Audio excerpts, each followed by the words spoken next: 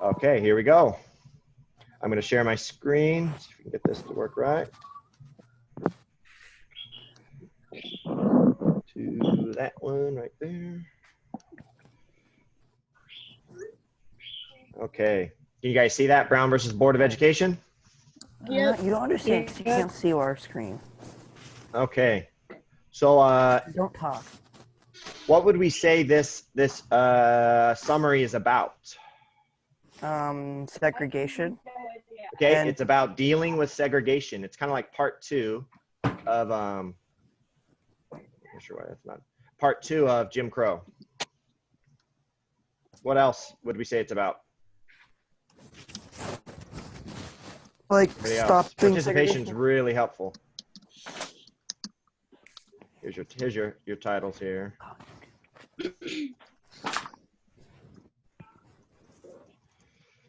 Okay. What else? What it's about? It's about segregation. What else could we say it's about? Because my goal is I'm going to write it again, and this was better this week, the ones I've read so far. But you want to? What do you need to do with your summaries? We need to take a story and not just facts.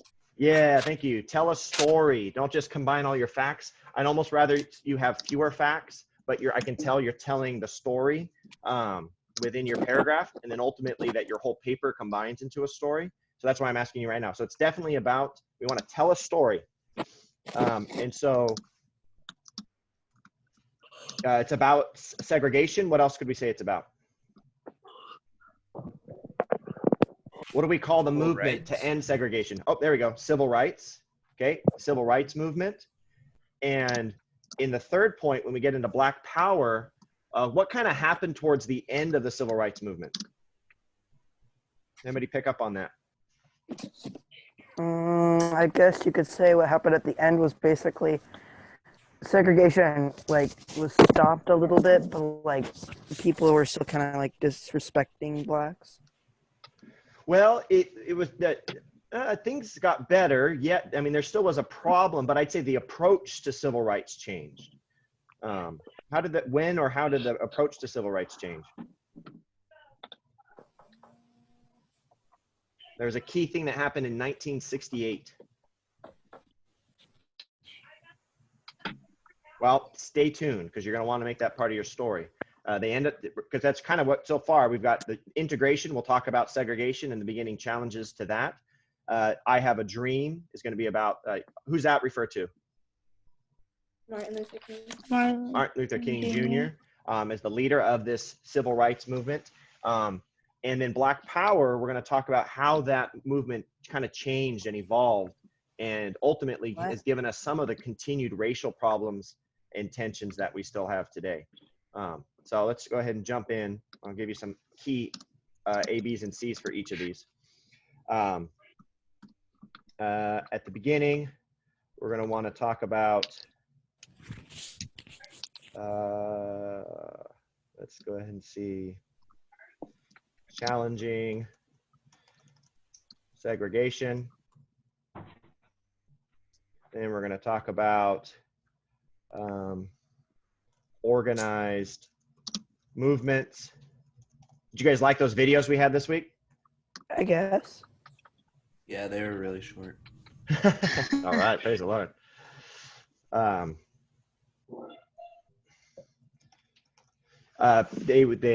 Anyway, it's some pretty powerful footage of what some of these people went through. But okay, so let's talk about first, how did we kind of emerge in the challenging segregation? What president was the first to kind of form a committee? He had a civil rights committee to challenge segregation. He's kind of the first president to really take it head on. Who was that? Harry S. Truman. Very good. Harry S. Truman, the S standing for nothing, because he had two uncles whose names were S and they wanted to honor both of them. Harry S. Truman. And so what could we say, what major event helped spark, in a way, that the growing civil rights movement, or the challenge to segregation at least? What were they just coming out of? What was Truman president of right at the end of? World War II. World War II. Cold War. World War II. World War II is a key place to start this story, because World War II saw all the black soldiers, black citizens becoming soldiers, and during the war they were segregated. They couldn't fight with the white soldiers. They were in their own units. Now, of course, they began to interact and to work together once they were actually on the battlefield. And so the soldiers came back with a newfound respect for each other, and blacks came back, you know, having fought for freedom. And if they lived in the South, all of a sudden they came back and they were in a system, well, no way as bad as Nazi Germany. I'm sure they were still like, wait a minute, this is what I fought for, so that I can't go to my own, sit wherever I want, or eat in whatever restaurant or seat that I want, or, you know, I have to be deferential to somebody just because of the color of their skin, all these different things. So World War II, you want to start with World War II in challenging segregation, and you want to mention Truman's Civil Rights Committee in order to start addressing it, because there was kind of like, once they fought for democracy and equality, and the value of every human life abroad during World War II, they couldn't come back and look at the hypocrisy of what was going on under Jim Crow. Who was one of the first widespread media African Americans to break the color barrier? Jackie Robinson. Yes, Jackie Robinson, okay, playing baseball. That happens in the 50s. So that's before the movement really gets going. But that's really important because that's sports. And if there's anything Americans take seriously, it's not our politics, it's not our education, but it's our sports. And so when we see it happening in sports, it's real. And so Jackie Robinson playing for the Los Angeles Dodgers was kind of a key moment, again, at the beginning to challenge this system of segregation. And then there was a court ruling, and that's where we get our title, Brown versus the Board of Education. And that was in 1954, and it was actually in Topeka, Kansas. And they basically ruled, the Supreme Court ruled that what couldn't happen anymore?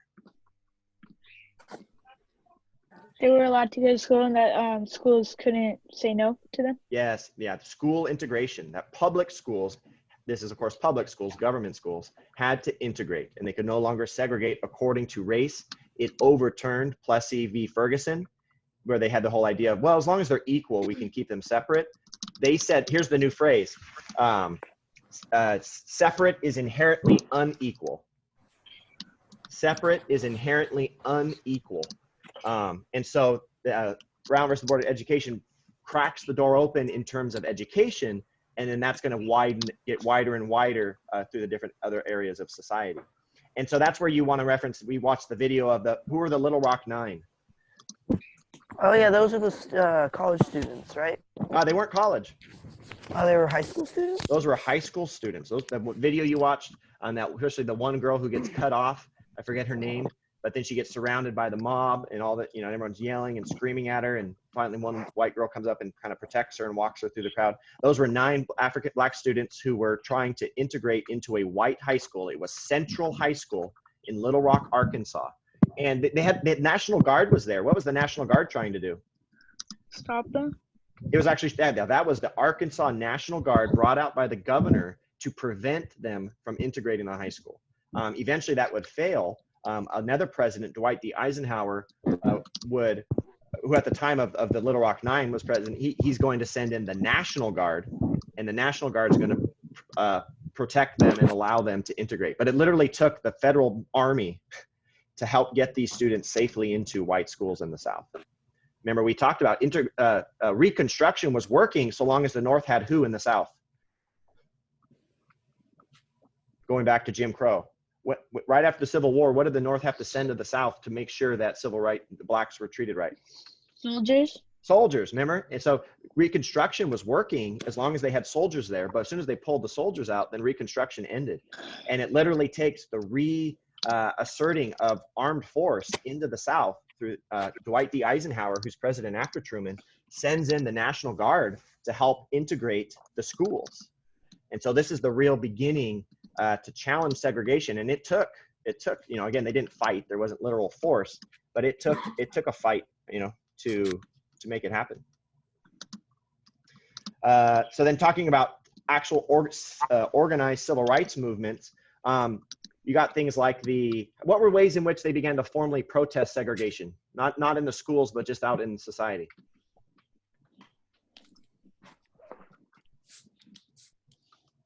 What were some of the ways they drew it? You watched some videos on this to draw attention to They'd how boycott certain things. Yeah, they would Yeah. boycott certain things. One of the most famous being the bus systems in Montgomery, Alabama. The Montgomery, Alabama boycotts. Those were led by a woman. Which woman, or at least who started it? Rosa Parks. Rosa Parks. That's the famous Rosa Parks, refusing to give up her seat to a white man. And then when she's, prosecuted, then that starts, as Sam said, one of the most famous boycotts, but they took that tactic into other cities and other industries. Okay, what else besides boycotts? Like free peace walks, is that what they're called? Like they're just Yeah, like, you could, marches. Yeah, you could call them peace walks or marches. And so they would just peacefully assemble, exercising their First Amendment rights, or they would march peacefully through a town and be places that they normally weren't allowed to be. What else? That's good. 2 more at least. Sit-ins. Sit-ins, very good. That's what you saw at the restaurant counter, with those people just being brutally beaten and spit upon and stuff thrown all over them. It was, pretty intense. So you'd have sit-ins where, like, whether that is on a bus or at a restaurant or wherever blacks weren't allowed, they just go and sit there peacefully and wait for them basically to be arrested and taken away. We'll talk about more in part 2 what their strategy was in doing that. And then there was one more involving transportation. Rosa Parks. Well, oh, true. the buses.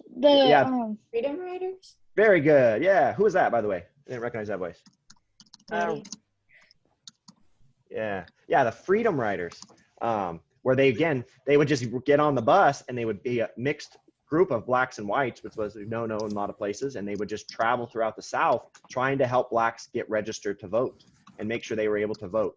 And they would ride Freedom Riders, and yeah, you saw what happened to them with their bus getting firebombed by the KKK, tires slashed, chased out of town, and then they blew up their bus and beat them all up when they got out of the burning bus. So these were all various organized movements that emerged following the integration of the high schools to challenge segregation. And is this all over the country, or where is this primarily happening?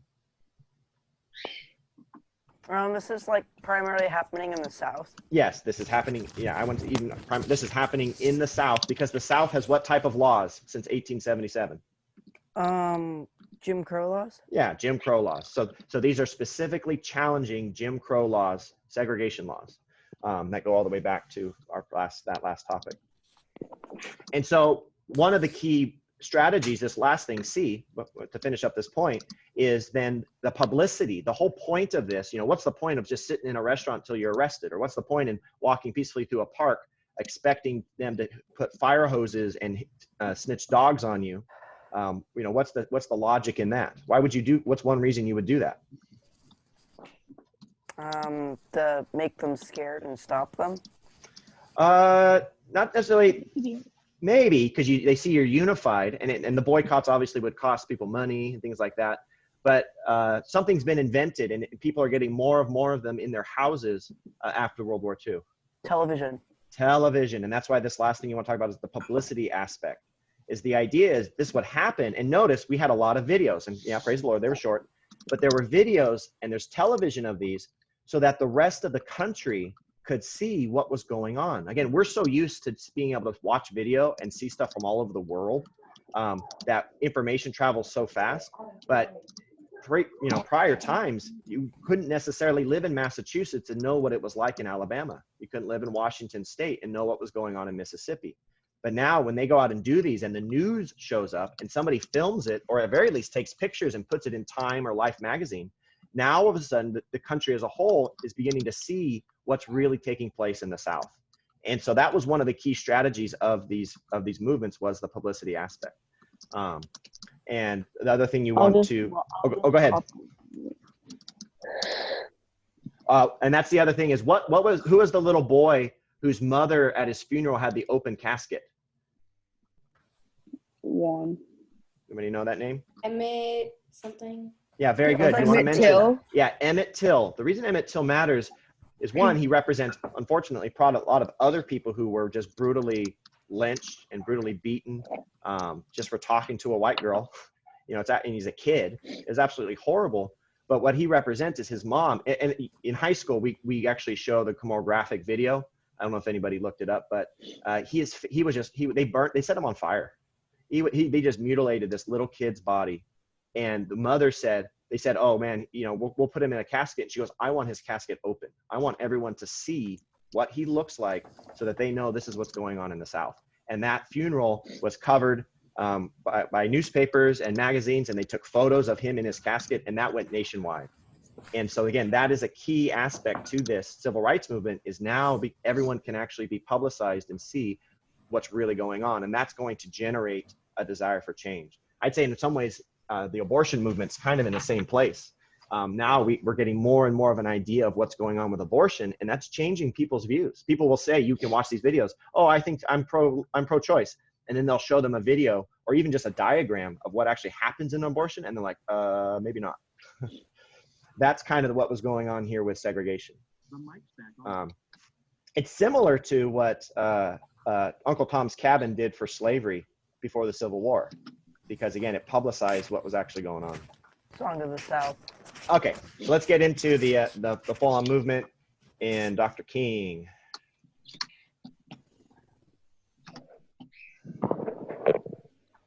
Oh, I'm in the wrong spot. There we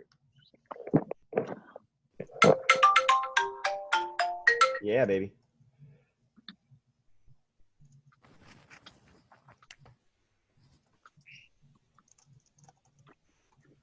Sorry, just taking a minute to write this. Okay, we're going to talk about his emergence as a leader of this movement.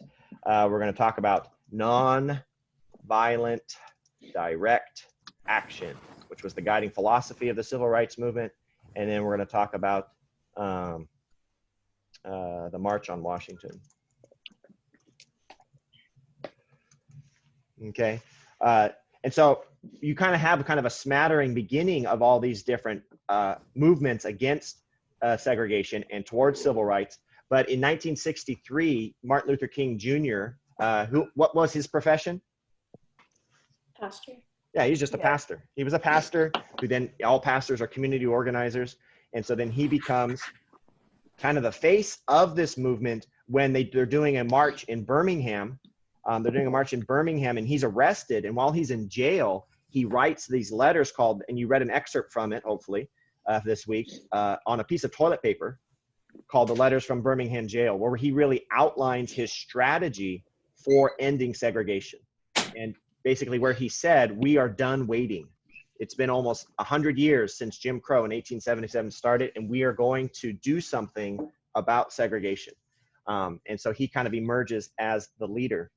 And so secondly, you want to talk about what was that strategy? What was his strategy for ending segregation? And he had this principle, which is in the letter, called nonviolent direct action. Anybody describe that?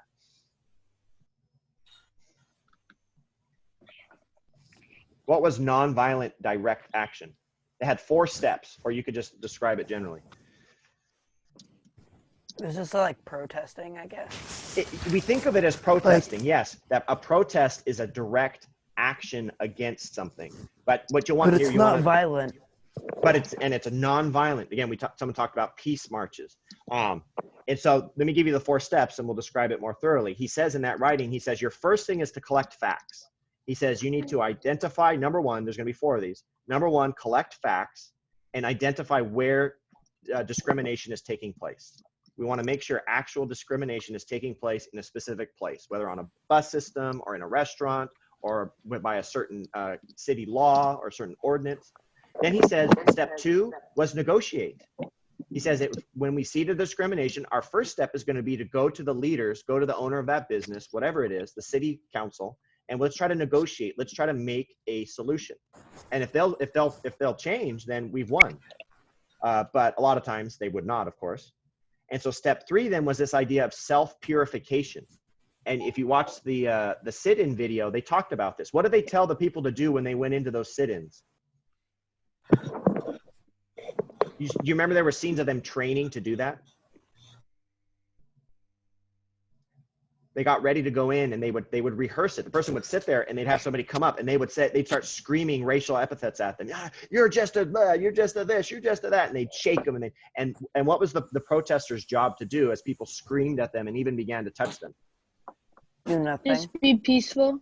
Yeah, Don't do anything bad. exactly. Turn the other cheek thing. And so self-purification was a specific step to say, you know what, we're going to make sure we do not fight back physically. The whole goal is we want to be blameless. We want to be Jesus When they look at what they do to us, we want people on TV to go, they did nothing wrong, except they violated some dumb, Jim Crow law. But otherwise, they did nothing to deserve going to jail. They did nothing to deserve being screamed and beaten. They went to the, again, that's why it's important that Martin Luther King Jr. was a pastor, because they're using the example of Jesus going to the cross where he did not deserve it. That was their goal. That is, they knew they were going to be arrested, as they knew they were going to go to jail. They did not fight. They did not resist. They did not start some sort of riot. They went peacefully so that any sane and good person watching that happen would go, this is wrong. The racists, the segregationists, the whites of the South, they're wrong. The blacks are right. And so self-purification was really important, to get ready to do that and to be ready to, you know what, I'm not going to be provoked into being violent. And then step 4 was the direct action, was to go out, and then once you're self-purified and you're ready to be hated, you're ready to be abused, you're basically ready to go to the cross, then you go out and you do your protest, you do your march, you do your sit-in, you get on the Freedom Rider bus, you do whatever it is. But that's Everything really good on your important. end, Mr. Harper? Sorry, say that again. Is everything good on your end? You keep freezing up. Oh, I'm sorry. I did see some internet freeze ups. I'll just say it again. Again, collect the facts, negotiate, self-purify, and then take your direct action. They wanted to shame the segregationists. Or Martin Luther King said, we want to seize the moral high ground. We want to seize the moral high ground. That again, when people see this, it's going to be clear who the good guys are and who the bad guys are. And again, you want to note that that was a Christian principle. This idea of basically going to the cross, sacrificing themselves and their bodies so that people would see what was really going on. And that's what's going to be challenged and changed when we get to the third body paragraph. But then very quickly, the culmination of all this was the March on Washington. And actually, I've written 1964. That's wrong. It's 1963. That's where I forget how many hundreds of thousands of people marched on Washington, D.C. in the summer. That's where Martin Luther King Jr. gives his famous "I Have a Dream" speech. And again, what's his vision of the United States? What would you say is his vision of the United States? Brotherhood or something? Yeah, brotherhood, exactly. Integration. That's a key word. I'm going to go ahead and write that. You want to make sure you put that. He's looking for integration, and we already have it in the beginning, but he wants blacks and whites, and he would include any other minority. He wants them integrated. He talks about little black boys and little white girls playing together on the hills of Georgia. He talks about integration, where people are judged how? How does he want people to be judged? On their behavior. On the behavior, the content of the character, not the color of their skin. That's his dream. And so he's looking for integration where race basically disappears.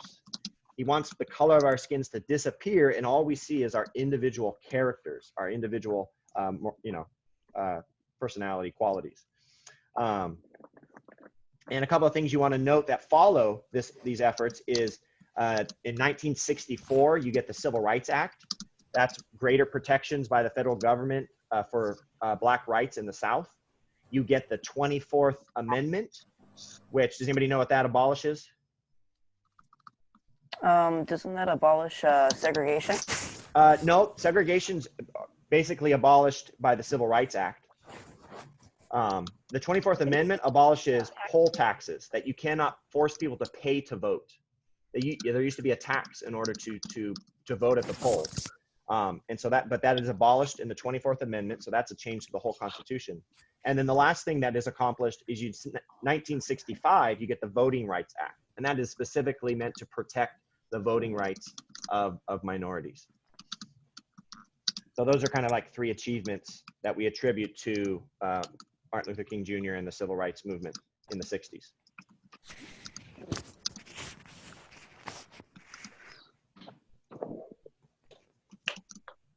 Okay, so then let's talk about the shift in this movement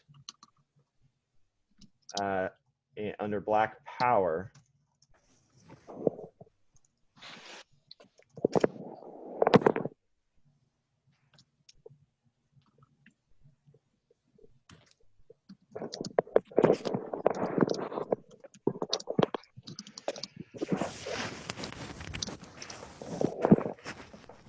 Okay, and so you could really see a shift, or at least a divide, in the civil rights movement in 1968, kind of a watershed moment, because what happens then? I don't know what does happen. That's when Dr. King is assassinated. He's killed in Memphis, Tennessee, on the patio of his hotel. Did you guys watch the speech he gave the night before he died?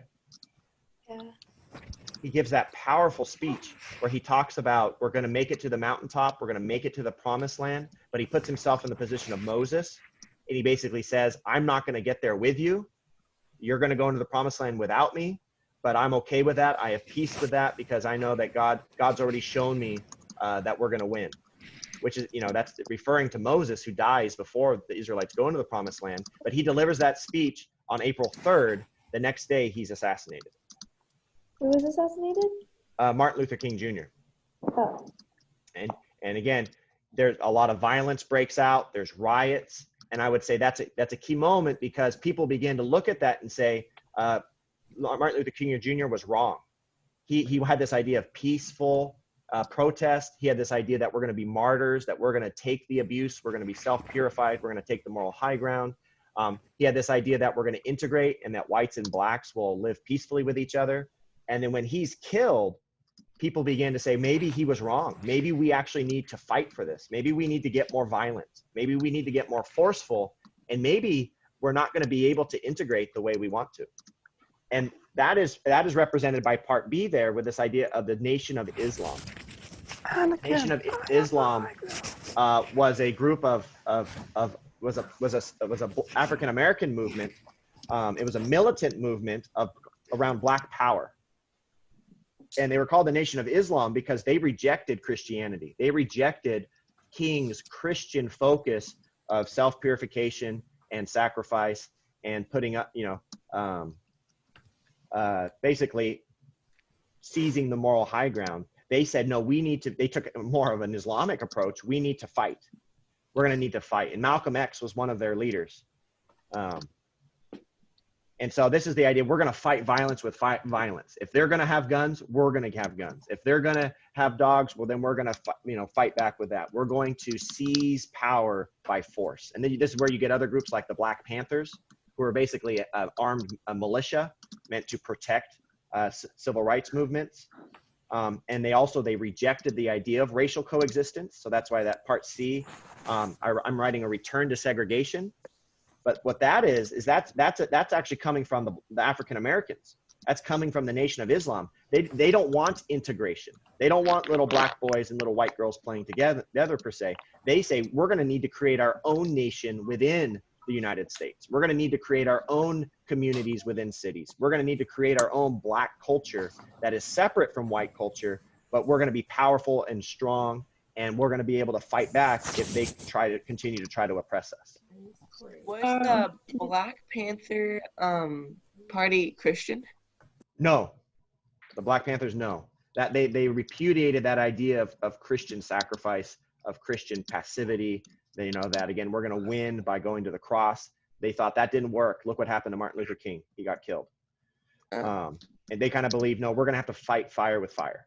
And so the Black Panthers in particular, again, were basically a militia group. And they carried out terrorism. They carried out murders. It was pretty rough. But they justified it saying, well, that's what the whites are doing, and so we're going to do the same thing. So that's the point you want to make in this part of the story is with King's death, more violent elements of the movement took control. And again, they were saying things like racism will always exist. Whites are enemies. They didn't believe in racial coexistence.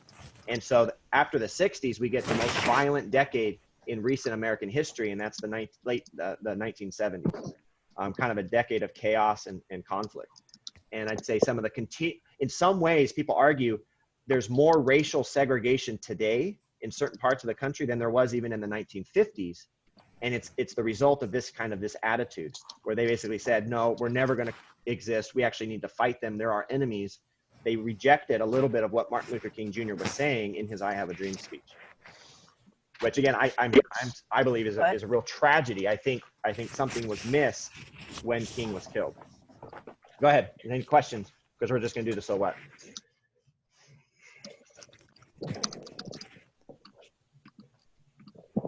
Anybody have questions about particular terms or the general story arc? Okay, so then so what? You want to talk about the seeds?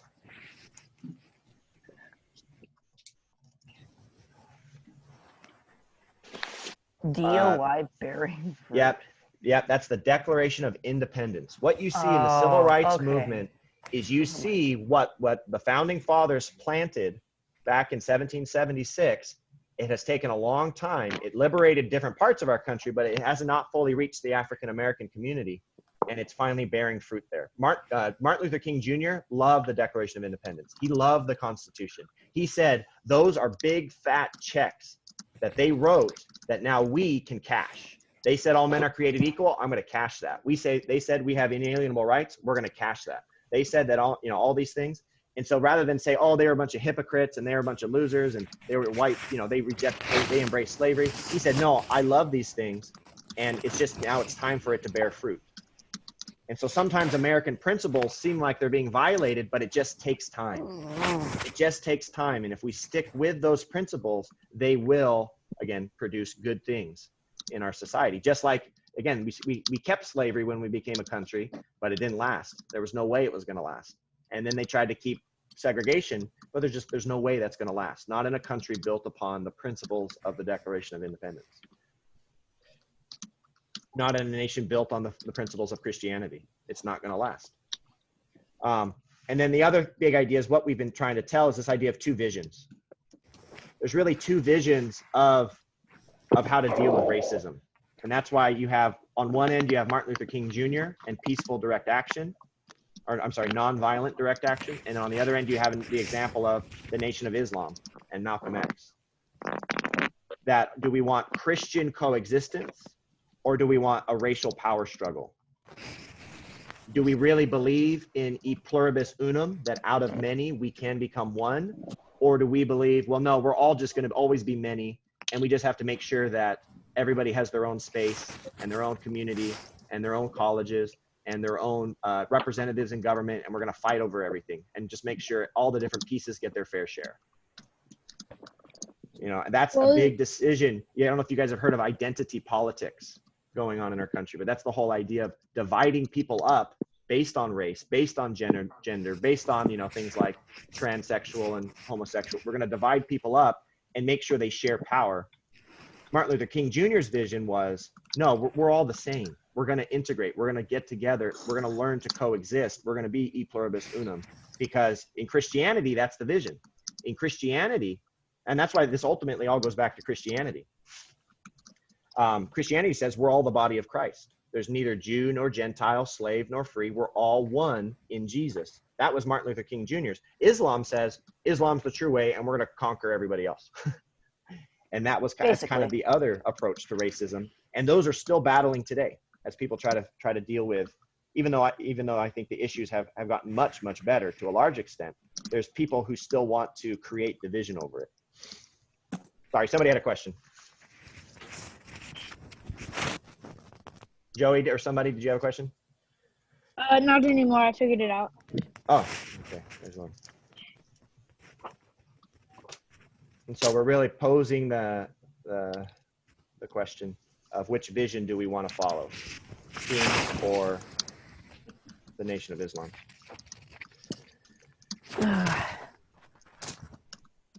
So make sure you tell a story. Please tell a story.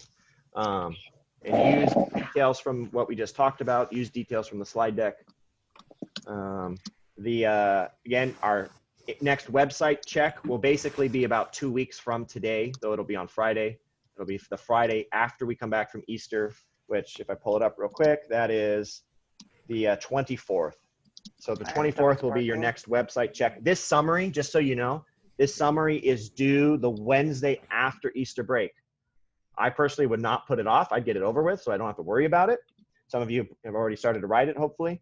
But it's not due next Wednesday. I'm not going to have anything due during the break because I really want you just to be free. Will you put up the assignment on Google Classroom so we can turn it in? Oh, yeah, exactly. I'll put it up today. Because what I'll do is, again, I post this video under the Zoom, and then I'll put up the summary, and it'll say due April 22nd. But you can turn it in. Say that again. So, sorry, can we go back is that what the video is? We can go back and like listen to you. Yeah, redo it? I just recorded this whole thing. Oh, cool. Yeah, so it will be saved there. Go ahead and stop the recording now.